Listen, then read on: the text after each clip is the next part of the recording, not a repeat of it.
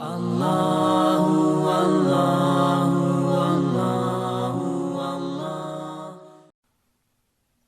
المجادلہ کی آیت نمبر 7، سورہ مجادلہ کا دوسرا رکوع اور 28ویں پارے کا بھی دوسرا رکوع۔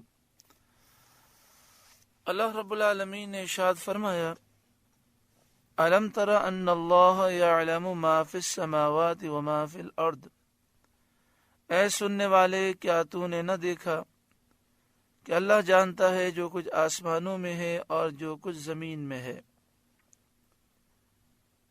اللہ تعالیٰ سے کوئی چیز بھی پوشیدہ نہیں۔ ما یکون من نجوا ثلاثۃ، جہاں کہیں 3 شخصوں کی سرگوشی ہو اور وہ اپنے راز آپس میں گوش در گوش کہیں، چپکے چپکے ایک دوسرے کو اپنے راز بتائیں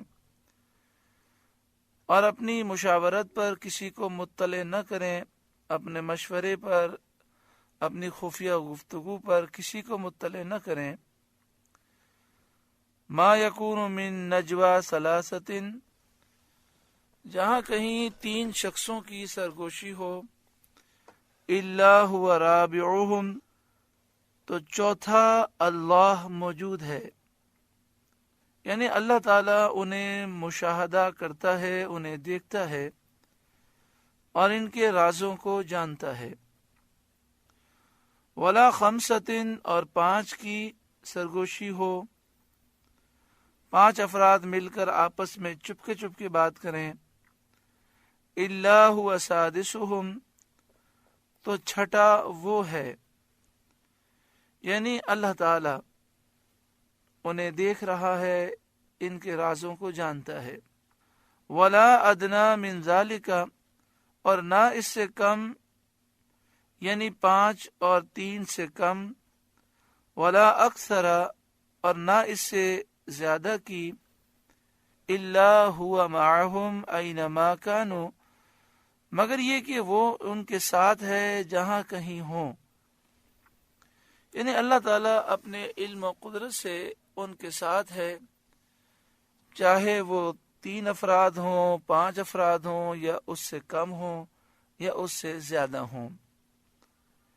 هو معهم اینما کانوا، وہ ان کے ساتھ ہے جہاں کہیں وہ ہوں، یعنی اللہ تعالیٰ اپنے علم و قدرت سے ان کے ساتھ ہے۔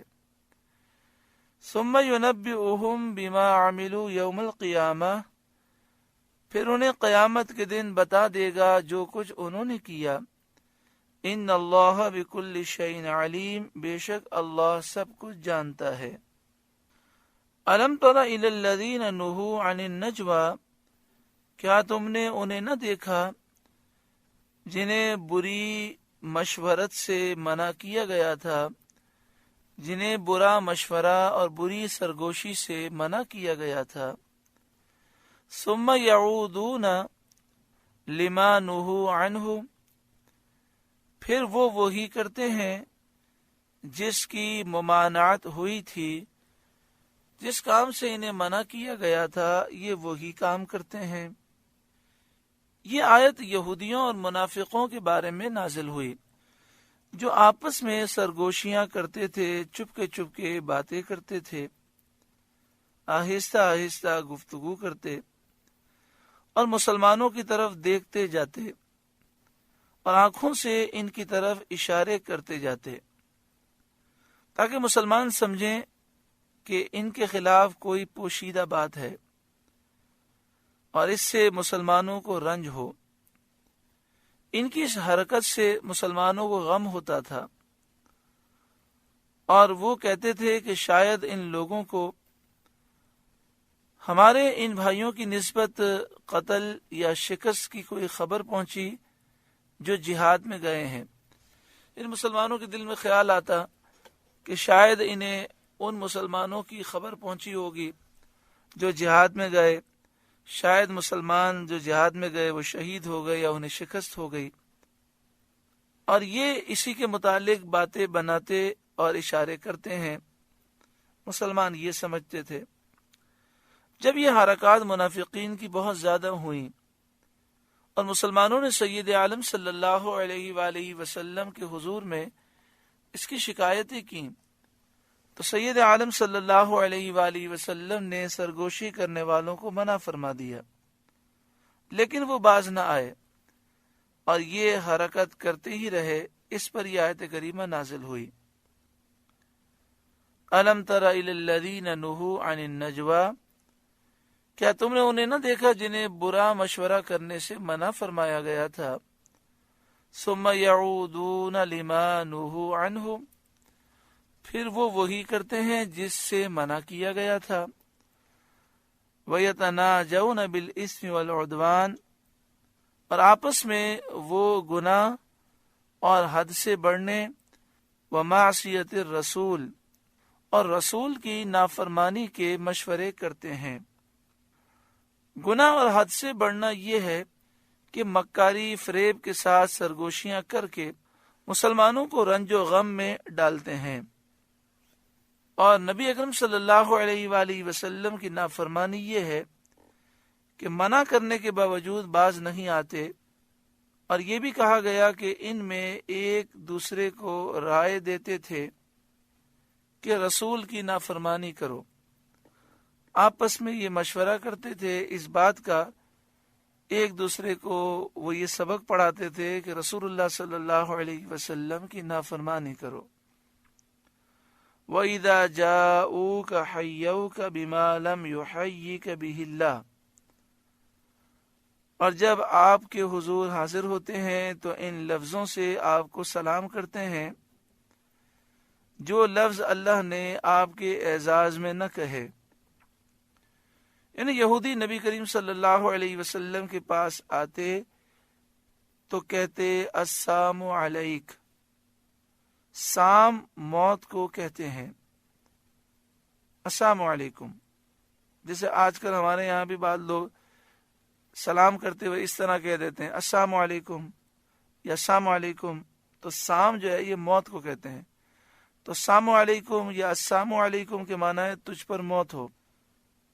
نبی کریم صلی اللہ علیہ وآلہ وسلم ان کے جواب میں علیکم فرما دیتے، جس کے معنی ہے تم پر ہو، تو یہاں ان کے اس انداز کی مذمت کی گئی، اور فرمایا وَيَقُولُونَ فِي أَنفُسِهِمْ لَوْلَا يُعَذِّبُنَ اللَّهُ بِمَا نَقُولُ، اور اپنے دلوں میں کہتے ہیں ہمیں اللہ عذاب کیوں نہیں کرتا ہمارے اس کہنے پر۔ اس سے ان کی مراد یہ تھی کہ اگر نبی کریم صلی اللہ علیہ وآلہ وسلم اللہ کے سچے نبی ہوتے تو ہماری اس گستاخی پر اللہ تعالی ہمیں عذاب کرتا۔ اللہ تعالیٰ فرماتا ہے حسبہم جہنم، انہیں جہنم بس ہے، ان کے عذاب کے لیے جہنم کافی ہے، یصلونہا، اس میں دھسیں گے، فبئس المصیر، تو کیا ہی برا انجام ہے۔ یا ایہا الذین آمنوا، اے ایمان والوں، اذا تناجیتم، جب تم آپس میں مشورہ کرو، فلا تتناجوا بالاسم والعدوان ومعصیۃ الرسول، تو گناہ اور حد سے بڑھنے اور رسول کی نافرمانی کا مشورہ نہ کرو۔ اور جو طریقہ یہودیوں اور منافقوں کا ہے اس سے پرہیز کرو، یعنی جب بھی آپس میں گفتگو ہو تو گناہ کی گفتگو، حد سے بڑھنے کی گفتگو نہ ہو، آپس میں کوئی منصوبہ بنایا جائے تو گناہ کا منصوبہ، سرکشی کا منصوبہ، رسول اللہ صلی اللہ علیہ وسلم کی نافرمانی، گناہ کا منصوبہ اور پلاننگ نہ کی جائے۔ وَتَنَاجَوْا بِالْبِرِّ وَالتَّقْوَى، اور نیکی اور پرہیزگاری کی مشورت کرو، آپس میں ایک دوسرے سے جب مشورہ کرو تو نیکی اور پرہیزگاری کا مشورہ دو۔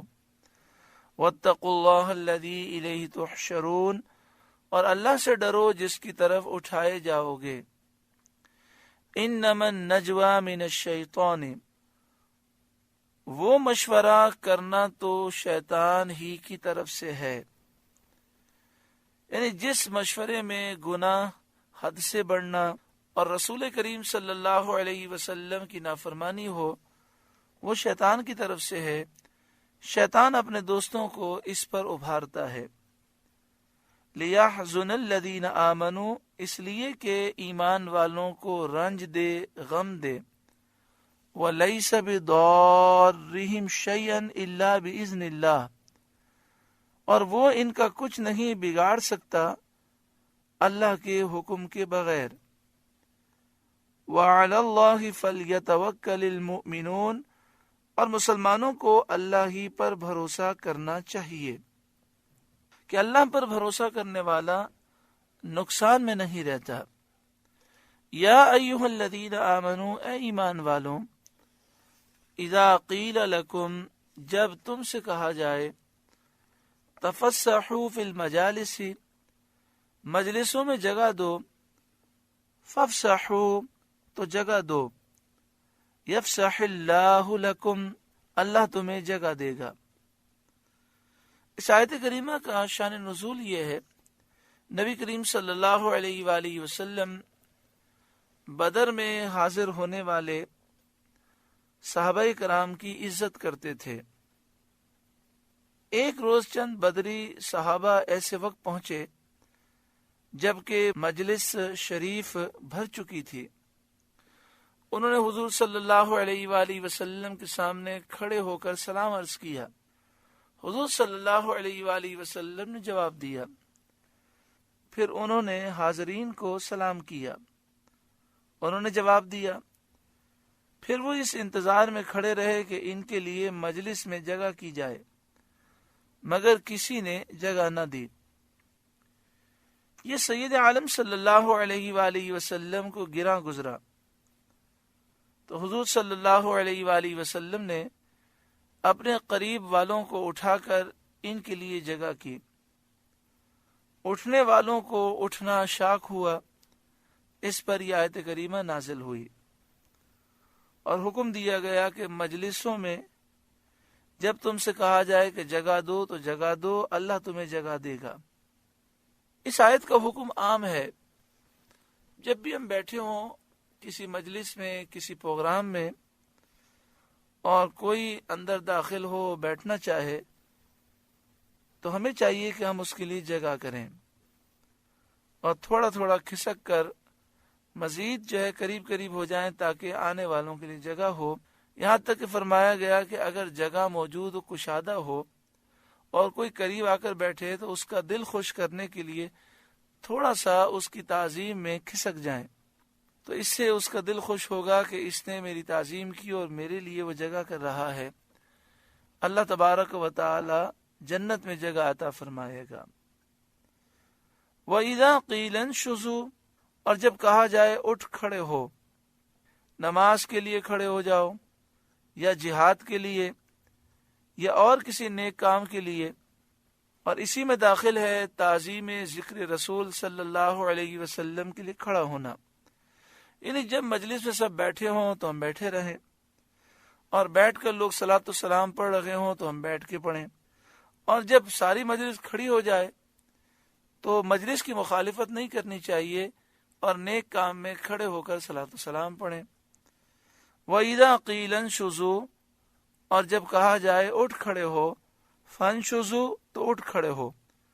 جو شخص نیک کام میں مجلس کی مخالفت کرتا ہے، یعنی مثلا سب بیٹھ کر اللہ کا ذکر کر رہے ہیں تو وہ مخالفت کرتا ہے، کھڑے ہو جاتا ہے، یا سب کھڑے ہو کر صلاۃ و سلام پڑھ رہے ہیں تو وہ بیٹھا رہتا ہے بغیر کسی شرعی مجبوری کے، تو ایسا شخص غلطی پر ہے اور اس کو اپنی غلطی کی اصلاح کرنی چاہیے۔ یہ مجلس کے آداب کے خلاف ہے۔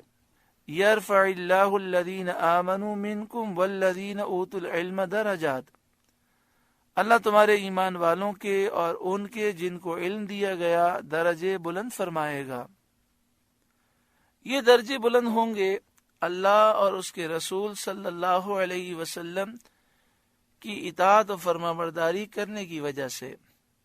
واللہ بما تعملون خبیر، اور اللہ کو تمہارے کاموں کی خبر ہے۔ یا ایھا الذین آمنو، اے ایمان والوں، اذا ناجیتم الرسول، جب تم رسول سے کوئی بات آہستہ عرض کرنا چاہو، تنہائی میں سرگوشی کرنا چاہو، محبوب کے دربار میں حاضری دینا چاہو، فقدموا بین یدی نجواکم صدقہ، تو اپنی عرض سے پہلے کچھ صدقہ دے لو۔ حضور کے دربار میں حاضر ہو کر عرض کرنے سے پہلے کچھ اللہ کی راہ میں صدقہ دو، کہ اس میں باریابی بارگاہ رسالت پناہ صلی اللہ علیہ وسلم کی تعظیم و فقراء کا نفع ہے۔ یعنی حضور کی بارگاہ میں حاضری کی تعظیم اس میں ہے کہ حاضری سے پہلے صدقہ دیا جائے، خیرات کی جائے، اور اس میں غریبوں کا نفع بھی ہے۔ سید عالم صلی اللہ علیہ وآلہ وسلم کی بارگاہ میں جب مالداروں نے عرض و معروض کا سلسلہ لمبا کیا اور نوبت یہاں تک پہنچ گئی کہ فقراء غرباء کو اپنی عرض پیش کرنے کا موقع کم ملنے لگا، تو عرض پیش کرنے والوں کو عرض پیش کرنے سے پہلے صدقہ دینے کا حکم دیا گیا۔ اس حکم پر حضرت علی مرتضی رضی اللہ تعالیٰ عنہ نے عمل کیا۔ 1 دینار 1 سونے کی اشرفی تقریباً آدھے تولے سونے کے برابر ہے۔ 1 دینار صدقہ کر کے 10 مسائل آپ نے دریافت کیے۔ عرض کیا، یا رسول اللہ صلی اللہ علیہ وسلم، وفا کیا ہے؟ آپ صلی اللہ علیہ وسلم نے فرمایا، توحید اور توحید کی گواہی دینا وفا ہے۔ عرض کیا، فساد کیا ہے؟ آپ صلی اللہ علیہ وسلم نے فرمایا، کفر و شرک فساد ہے۔ عرض کیا، حق کیا ہے؟ آپ صلی اللہ علیہ وسلم نے فرمایا، اسلام اور قرآن اور ولایت جب تجھے ملے۔ عرض کیا، حیلہ کیا ہے، یعنی تدبیر کیا ہے؟ آپ صلی اللہ علیہ وسلم نے فرمایا، تدبیر کو چھوڑ دینا ترک حیلہ حیلہ ہے۔ عرض کیا، مجھ پر کیا لازم ہے؟ فرمایا، اللہ تعالیٰ اور اس کے رسول صلی اللہ علیہ وسلم کی فرما برداری لازم ہے۔ عرض کیا، اللہ تعالیٰ سے کیسے دعا مانگوں؟ فرمایا، صدق و یقین کے ساتھ، یعنی جب دعا مانگو تو اس بات کا یقین ہو کہ میرا رب میری دعا ضرور قبول کرے گا۔ عرض کیا، کیا مانگوں؟ فرمایا، عاقبت، یعنی اچھا انجام مانگو۔ عرض کیا، اپنی نجات کے لیے کیا کروں؟ فرمایا، حلال کھا اور سچ بول۔ عرض کیا، سرور کیا ہے، خوشی کیا ہے؟ فرمایا، جنت۔ عرض کیا، راحت آرام کیا ہے؟ فرمایا، اللہ تعالیٰ کا دیدار۔ جب حضرت علی مرتضی رضی اللہ تعالیٰ عنہ ان سوالوں سے فارغ ہو گئے تو یہ حکم منسوخ ہو گیا اور رخصت نازل ہوئی، اور سوائے حضرت علی مرتضی رضی اللہ تعالیٰ عنہ کے اور کسی کو اس پر عمل کرنے کا وقت نہیں ملا۔ اعلیٰ حضرت امام اہل سنت نے فرمایا، یہ اس کی اصل ہے، جو مزارات اولیاء پر تصدق کے لیے شیرینی وغیرہ لے جاتے ہیں۔ پہلے تو یہ مسئلہ سمجھ لیں کہ جب یہ آیت کریمہ نازل ہوئی تو یہ واجب ہو گیا کہ نبی اکرم صلی اللہ علیہ وسلم کی بارگاہ میں حاضر ہو کر کچھ عرض کرنے سے پہلے غریبوں میں صدقہ کریں، خیرات کریں، اللہ کی راہ میں مال خرچ کریں۔ لیکن اب یہ واجب تو نہیں، مگر حکم یہ ہے کہ افضل یہ ہے کہ جب بھی نبی اکرم صلی اللہ علیہ وسلم کی بارگاہ میں سلام کے لیے امتی حاضر ہو۔ آج بھی نبی اکرم صلی اللہ علیہ وآلہ وسلم اللہ کی عطا سے زندہ ہیں۔ اللہ تعالیٰ نے کل نفس ذائقۃ الموت کے تحت ایک آن کے لیے آپ کو موت کا مزہ چکھایا اور پھر وہ زندگی عطا فرمائی جو دنیا کی زندگی سے زیادہ طاقتور ہے۔ وہ فرق یہ ہے کہ ہم حضور کو نہیں دیکھ پاتے، حضور ہمیں دیکھتے ہیں، ہماری عرض کو بھی سنتے ہیں، بلکہ ہمارے دل کے خیالات کو بھی جانتے ہیں۔ اسی لیے مدینہ شریف میں جب عشاق پہنچتے ہیں تو سرکار دو عالم صلی اللہ علیہ وسلم کی بارگاہ میں حاضر ہونے سے پہلے خوب اللہ کی راہ میں مال خرچ کرتے ہیں، فقراء پر تصدق کرتے ہیں۔ اسی طرح صاحب مزار کسی بزرگ کی خدمت میں حاضر ہوں تو بھی یہ طریقہ کار لوگوں کا ہے، اللہ کے نیک بندوں کا ہے کہ مزار پر سلام پیش کرنے سے پہلے شیرنی لے کر آتے ہیں اور وہاں فقراء میں تصدق کرتے ہیں، لوگوں میں تقسیم کرتے ہیں، پھر سلام کے لیے حاضر ہوتے ہیں۔ تو یہ آیت کریمہ اس عمل کی اصل ہے۔ یہ بھی بات یاد رکھیں کہ نبی اکرم صلی اللہ علیہ وآلہ وسلم کی بارگاہ میں ایک شخص جو مدینہ شریف میں رہتا ہے وہ بار بار حاضری دیتا ہے، یا عمرے کے لیے گیا ہے، 8 دن 10 دن 15 دن وہاں رکتا ہے، تو دن میں کئی مرتبہ حاضری دیتا ہے۔ افضل یہ کہ ہر دفعہ حاضری سے پہلے وہ صدقہ کرے۔ اس میں نبی اکرم صلی اللہ علیہ وآلہ وسلم کے دربار کا ادب ہے اور ان کی تعظیم ہے۔ اللہ تعالی ہمیں عمل کی توفیق عطا فرمائے۔ ذالک خیر لکم واطہر، یہ تمہارے لیے بہتر اور بہت ستھرا ہے۔ فإن لم تجدوا، پھر اگر تمہیں مقدور نہ ہو، تم مال نہ رکھو کہ صدقہ کر سکو، فإن اللہ غفور رحیم، تو اللہ بخشنے والا مہربان ہے۔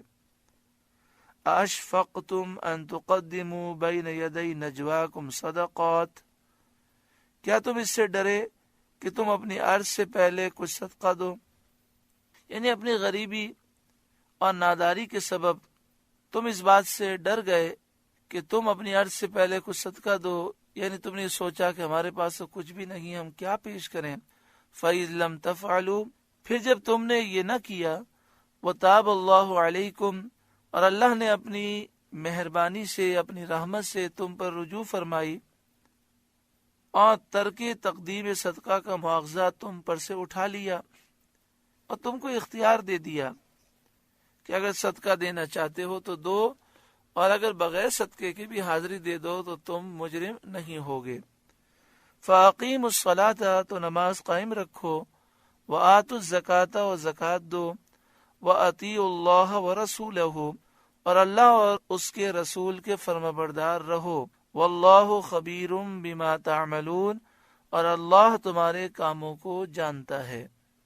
سورہ مجادلہ کا دوسرا رکوع مکمل ہوا۔